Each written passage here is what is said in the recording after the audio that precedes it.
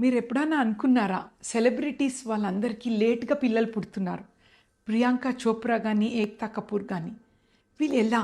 దీని గురించి డిస్కస్ చేద్దాం. చిన్న టిప్స్ ఫాలో అవుతారు.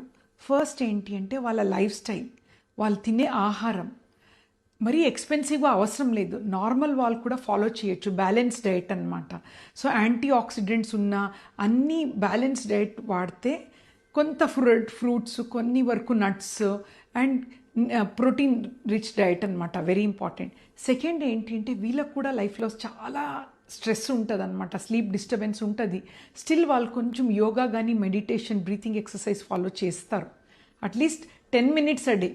థర్డ్ ఏంటి అంటే కొన్ని టెస్ట్, ఏఎంహెచ్ ఏఎఫ్సి అని స్కాన్ టెస్ట్, ఒక బ్లడ్ టెస్ట్. దీంట్లో ఎగ్ ఎంత ఉంది అని తెలుస్తుంది, పోస్ట్పోన్ చేయొచ్చా లేదా అని తెలుస్తుంది. Fourth most important is egg freezing అనేది. చిన్న ఏజ్లో అంటే 30s లోపల, అరౌండ్ 30sలో ఎగ్స్ అనేది ఎక్కువ నంబర్ ఉంటుంది. ఆ టైంలో ఫ్రీజ్ చేసుకుంటే మళ్ళీ ఒక లేట్ 30s, అరౌండ్ 40sలో దాన్ని ట్రాన్స్ఫర్ చేసుకోవచ్చు, ఎంబ్రియో ట్రాన్స్ఫర్.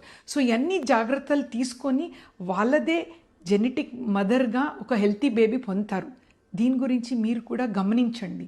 ఎన్నో ఉన్నాయి సైన్స్లో, సొల్యూషన్ మనం ఫైండ్ చేయాలి. Thank you.